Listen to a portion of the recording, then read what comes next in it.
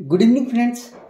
तो आज हम जीडीपी समझेंगे कि जीडीपी क्या है और कैसे इसका कैलकुलेशन किया जाता है और इससे परीक्षा उपयोगी क्या क्या तथ्य महत्वपूर्ण है। तो friends, gross domestic product mean GDP होता है सकल घरेलू उत्पाद। सकल घरेलू उत्पाद हिंदी में जो भी हमारे देश की राजनीतिक सीमा के भीतर जो भी वस्तुओं और सेवाओं का उत्पादन होता है उसका जो बाजार मूल्य या मौद्रिक मूल्य जो कहेंगे उसका योग जो होगा वो क्या कहलाएगा, जीडीपी कहलाएगा। अब इसमें फ्रेंड्स राजनीतिक सीमा, इससे मतलब ये है कि अगर जो भी कंपनी या कोई व्यक्ति हमारे देश में उत्पादन कर रहा है, चाहे वो विदेश का है, इनका निवास विदेश का है, लेकिन ये कंपनी आई हमारे देश में और हमारे देश में वो उत्पादन कर रही है और हमारे देश की माना कोई एयरलाइंस कंपनी है वो विदेश जाती है और यहाँ से अर्निंग करती है तो हमारे देश की, तो हमारी राजनीतिक सीमा यहाँ तक होगी, इसमें ये राजनीतिक सीमा मानी जाएगी।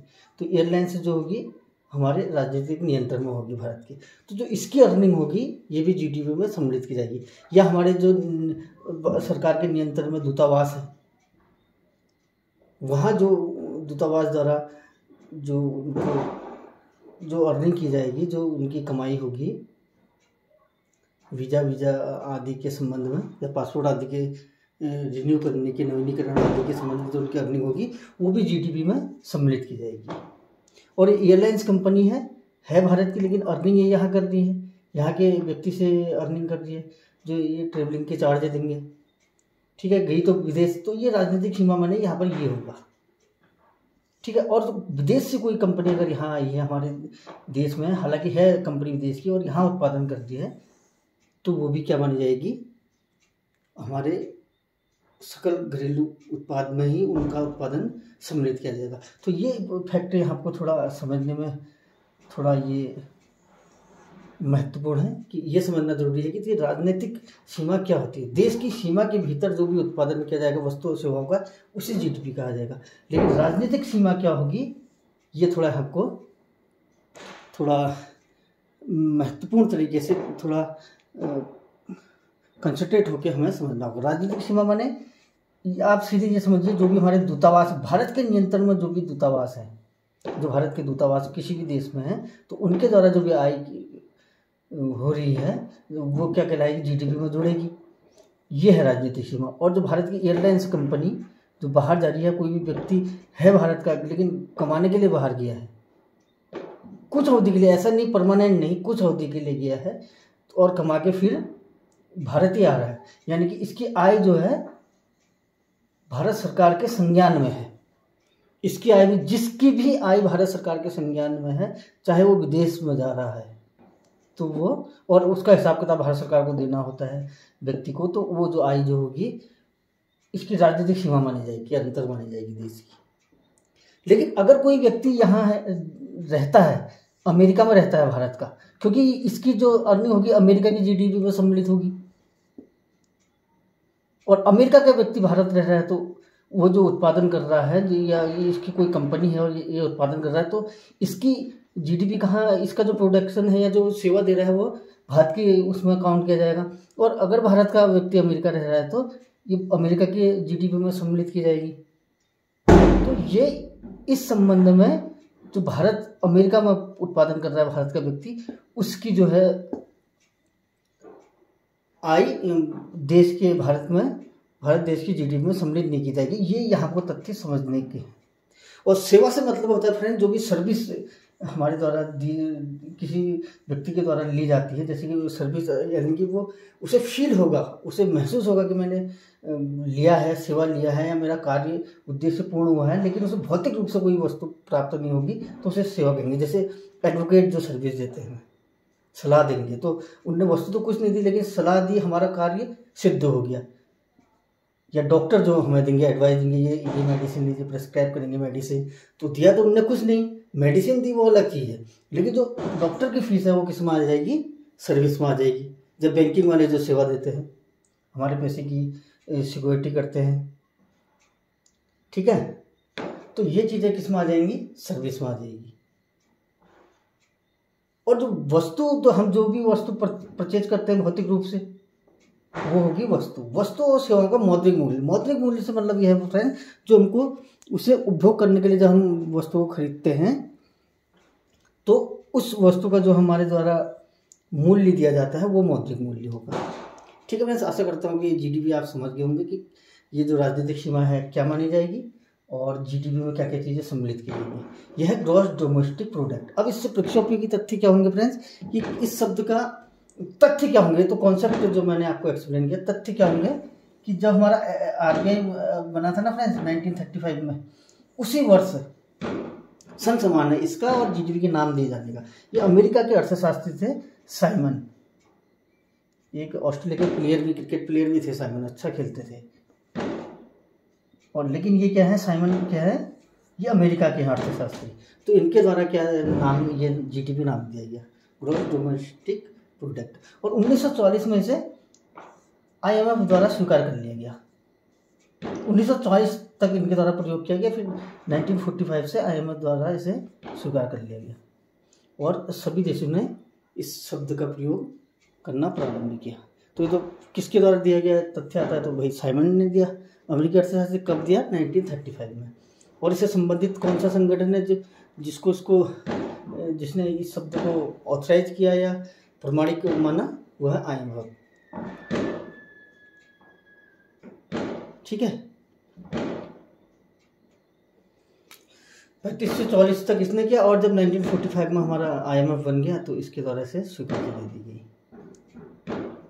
Monetary fund, international monetary fund, ये जो मुद्रा या भुगतान संतुलन संबंधी या मौद्रिक और भाषात्मक कार्य जो किए जाते हैं अर्थव्यवस्था से संबंधित, वो आईएमएफ द्वारा किए जाते हैं। इसके विषय में कि नेक्स्ट वीडियो या कभी इसका टर्न आएगा तो मैं इसको एक्सप्लेन करूँगा।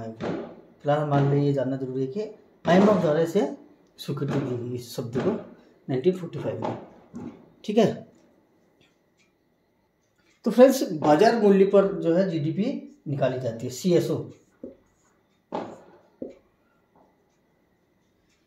सीएसओ के द्वारा जो आधार वर्ष निर्धारित किया जाता है उसके द्वारा ये जो है वास्तविक जीडीपी निकाली जाए। नॉमिनल जीडीपी वो होती है फ्रेंड्स जो हम परचेजिंग कर रहे थे, माना हम आज के दिन में कोई वस्तु खरीदते हैं, माना हमने क्रिकेट का बैट खरीदा या हमने पेन खरीदी, तो उसका जो हमने मूल्य दिया वो हो सकता है मुद्रास्फीति के कारण महंगाई के कारण वो मूल्य उसके वृद्धि हो गई हो, तो उसके जो होगा वो नॉमिनल जो होगा वो क्या होगा, अधिक होगा, क्योंकि महंगाई बढ़ गई होगी। आधार वर्ष तो हमारा ये है, अभी महंगाई बढ़ गई या किसी भी कारण से वस्तु का रेट बढ़ गया है तो जो नॉमिनल जो जीडीपी आएगी वो अधिक आएगी, लेकिन वास्तविक जो होगी हमारे आधार वर्ष में जो इसका मूल्य निर्धारित किया गया था सीएसओ द्वारा कुछ वस्तुओं का, तो माना सीएसओ द्वारा 10 रुपये इसका मूल्य निर्धारित किया गया था 2011 में, और अभी यह है 11 रुपये की पेन, और भारत में 2 पेन बनी है माना।